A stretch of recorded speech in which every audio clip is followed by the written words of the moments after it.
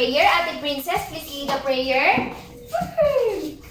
In the name of the Father, the Son, and the Holy Spirit. Amen. Okay, good morning once again, grade 3 pupils. Good morning, Teacher Alex. How are you this morning? We are fine. Okay, very good. So you are all fine, and I'm so happy that all of you were fine. Okay, so before you take your seats, please pick up the pieces of paper and put it in the trash cans. Okay, so please take your seats. Thank you, Mom. Thank you, Mom. Okay, you're welcome. Okay, so you're not absent today? No, Teacher. Good. Well, I absent today, and I'm so happy that all of you are present in my class today. Okay. Once again, I'll question you. How are you this morning? Kapoy. Ako ba? Giduga. Okay. Okay, everyone. So please stand for we are going to sing and dance for our energizer and for us para mawala ang kadungka. Okay? So raise your hands. Shake. Down. Shake. Shake. Very good. Okay, I have here an energizer, and what you're going to do guys is show sa ni teacher ang steps, and you're going to observe first. And if you're able to got my steps, all of us we're going to sing and dance. Alright? You got it? Yes, teacher. So here, first steps is that 1, 2, 3 starts. Okay, observe sa si teacher. I have 2 eyes that can see. I have 1 nose that can smell. I have fingers that can touch. They help me feel things pretty much. I have 2 ears that can hear and 1 tongue that helps me taste. These are all my 5 senses.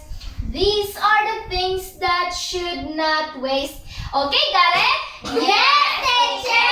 Are you all excited? Yes, teacher. Okay. 1, 2, 3, start. I have 2 eyes that can see. I have 1 nose that can smell. I have fingers that can touch. They can feel things pretty much. I have 2 ears that can hear and 1 tongue that helps me taste. These are all my 5 senses.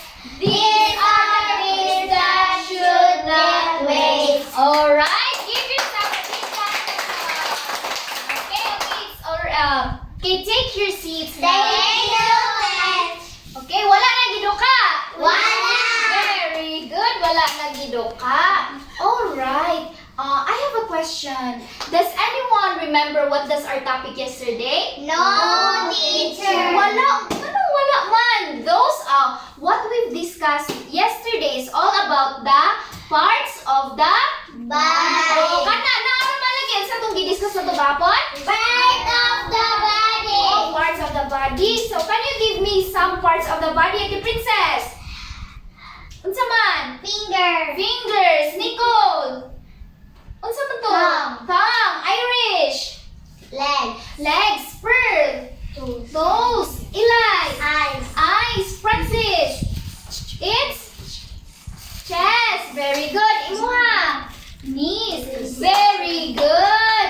Now, you're all able to remember what does our topic yesterday. So today, before we discuss or we are going to proceed our topic, our next topic, I have a rules and each of you must follow that rules, alright? Got it? Yes, teacher. The first rule is that you must listen to the teacher very carefully. Next is you are going to raise your right hand if you are going to answer, alright? So you must not answer in chorus.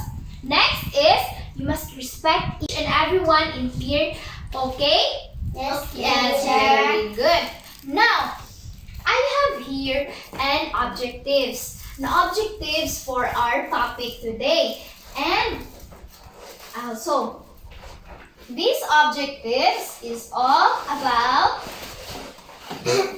So at the end of the class, the learner should be able to first identify the five sense organs. Second is to differentiate the main function of each senses. The third is to perform a simple role play about the human sense organs. The fourth is to appreciate the importance of the five senses and value the five sense organs through the practice of helpful habits. Very good. So, I have do you have a clue now? What are the topic that we're going to tackle today? Nothing. Wala. Okay, so our topic today is all about the five senses. So it's all about the five senses. Okay, now I have here some pictures. And what you're going to do is to observe and analyze the pictures. Then tell me if unsa yung naobserbahan, okay? So the first one, unsa iyang gibuhat? Okay, Princess. The girl smells the flowers. Very good. The second, Irish. Tanaw sa TV mo na. Okay, nagtanong sa salida. Sunod, Ilay.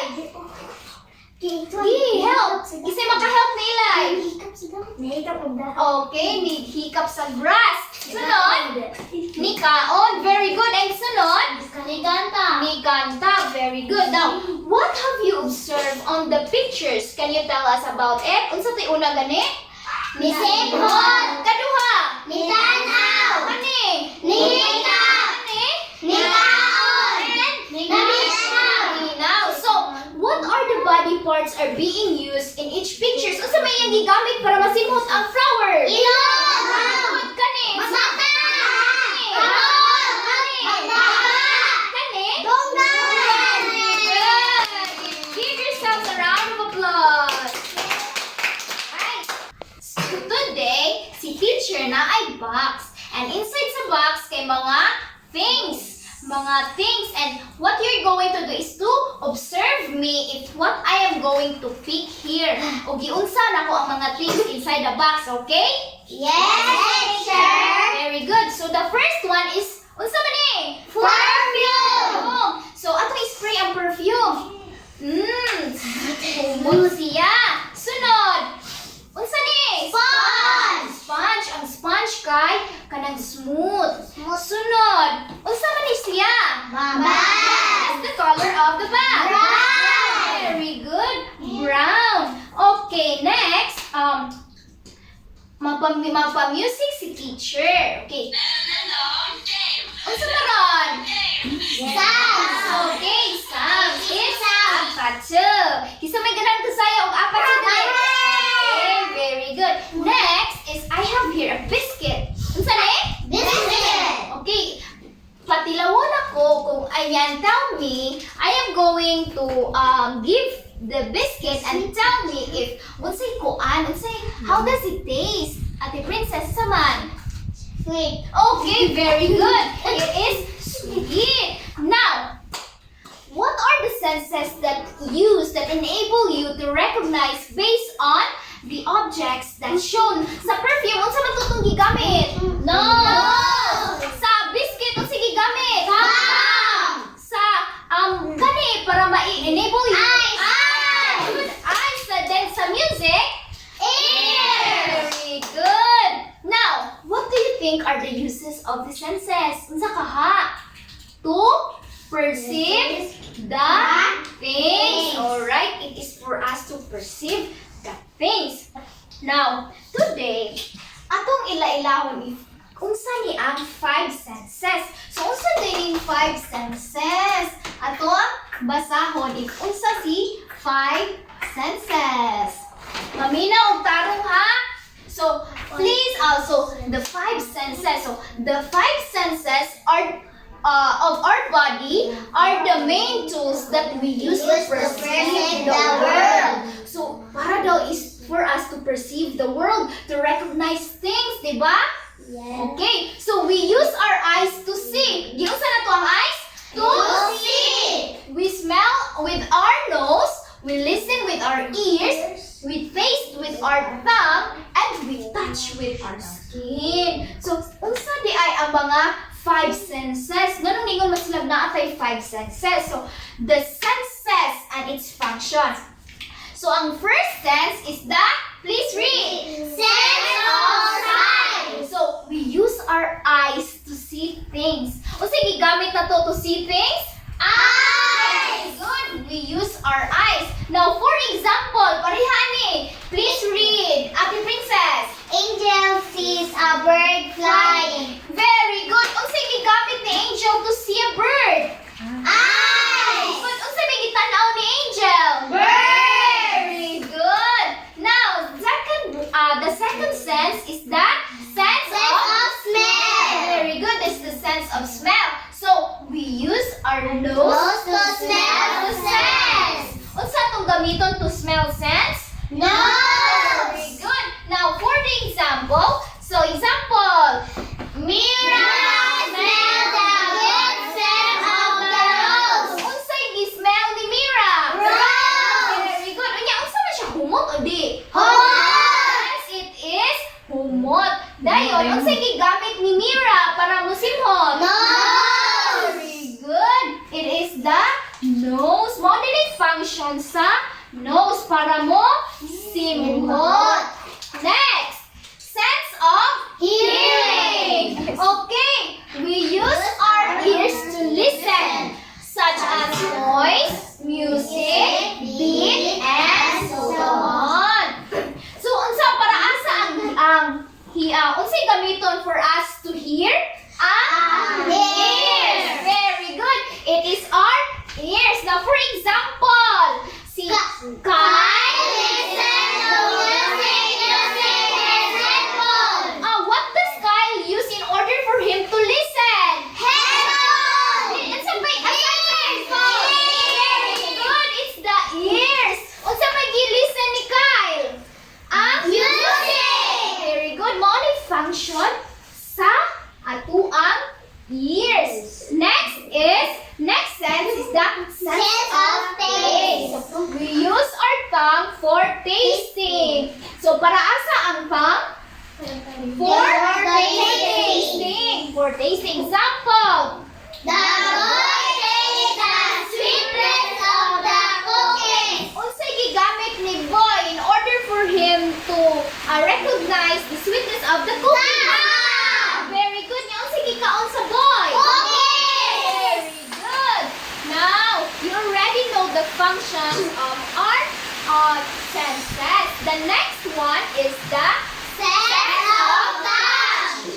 So we use our hands for touching things, such Such as as the the texture of things. things so smooth, rough, and so on. Okay, para asa ang hands? Touch. Touch. Very good. Touch. Example. The girl touched the smooth fur on her nose. What does the girl touch? The Dog. The dog. What's siya? Smooth or rough? Smooth. Very good. It is smooth. Now, how are you, unsa gani ang mga five senses? First one is Sense of sight. Sense of smell. Sense of hearing. Sense of taste. Sense of touch. So, para asa aman ang ato ang what are we going to use in order for us to see? Para Eyes. asa ang eyes? To To see. see. Very good.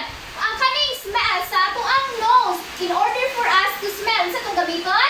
Nose. Nose. Para asa ang nose? Para smell. Very good.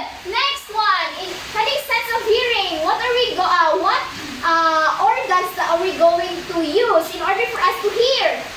Ears. Very good. Dayon, sense of taste. Unsa man atong gamiton? Tongue. Alright. Dayon, sense of touch. Hands. Okay. So, can you, Ate Irish, can you differentiate the functions of our senses. Please stand up, Ate Irish. Give functions. Para asa ang eyes. Para makakita. Very good. Ang nose. Para masunod. Ang ears. Para masunod. Ang taste. Para makakaw. Para makakalaw. Ang touch. Para makakita. Okay, very good. Now, that you already know our topic and master the five senses, how are we going to appreciate and value our senses? Ate Sweetie, unsaon man? Is to give care. Very good. Is to give care. Now, how are we going to take care of our eyes? Muta. Okay, very good. Mangimuta ka, we're going to clean our eyes. Okay? Sa nose. Okay, very good. Pakingog mo. For our hands, alcohol. Ang ears, very good. Unsa pa ang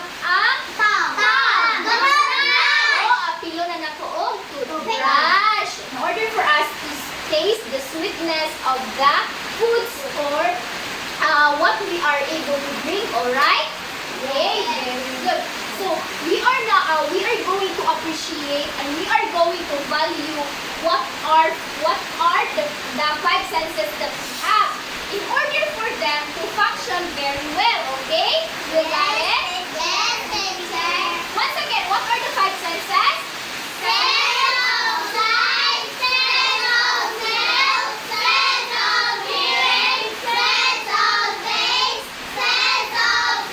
How are we going to appreciate and value our senses?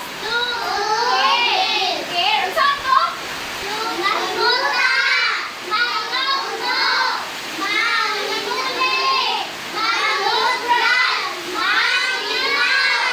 Okay. Now you are able to you are able to know the differences and you are able to appreciate and value our five senses. Now today I will group you into five. Now, okay, the count off. Very good, everyone. So group 1, group 2, group 3, group 4, and group 5. Now what you're going to do is to create a simple role play. Di ba nakaibaw naman to sa yung role play? Sa mga mag-role play? Sa atubangan. Now what you're going to do is to create a simple role play that shows the function. Okay, paminaw. Okay, diba ko 1, 2, 3, 1, 2, 3, zip. Okay, 1, 2, 3, go. Okay, paminaw na. So what you're going to do is to create a simple role play shows the functions and the importance of the human sense organ. So, magkuan mo, you are going to act here in front kung sa mga functions and importance sa ang human sense organ. And I will read the rubrics, okay? Paminaw ang tarong. Sense, for excellent, 5 points if shows all 5 senses, explains why they're important. Good, kay 4 points, it shows most senses, explains some importance. And the third is need improvements, 3 points if shows few senses, little explanation. The second criteria is creativity. So, very creative and engaging. Dapat nindot ha! Nindot pang-act sa tubangan. Then, 3 points is if mostly engaging and not very engaging. Now, for the teamwork, 5 points if all participate equally and clearly. 4 points is most participate. And 3 points is an equal participation. And for the fourth is the presentation. So, if you speak clearly and confidently in front, makakuha mo 5 points. Next is, if you speak clearly most of the time, makakuha mo 4 points. And the third one is too hard to understand. So, needs improvement. So, the overall total is 20/20. Okay, group 1. Okay, give group 1 a big round of applause.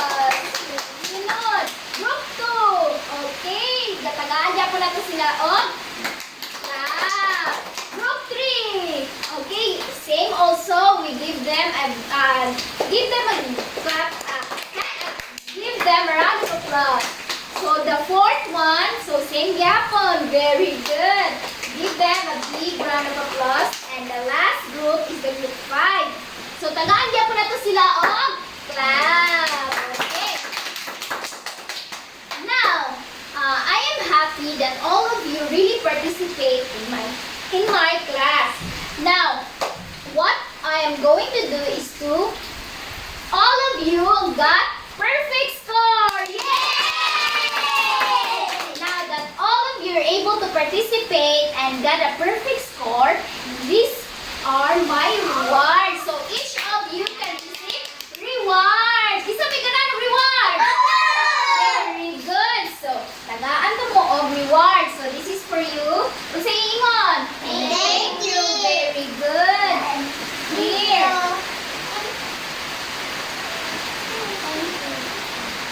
Thank you. You're welcome. Thank you. Okay. Nice. Now, today, to measure your understanding, si teacher mag-distribute of activity. And sige, paminaw sa. And what you're going to do is to follow the direction. Okay, the direction goes like this. So, look at the pictures on the left. Asa mga pictures? Kara. So then, draw a circle. Kiba mong circle? Yes. Draw a circle around the sands that best matches the pictures. So, okay? Okay, distribute. Okay. Okay. At the count of 5, please pass it forward. 1, 2, 3, 4. Okay, 5. Very good. Now that you've really mastered our topic today, are you all great? Yes. Okay.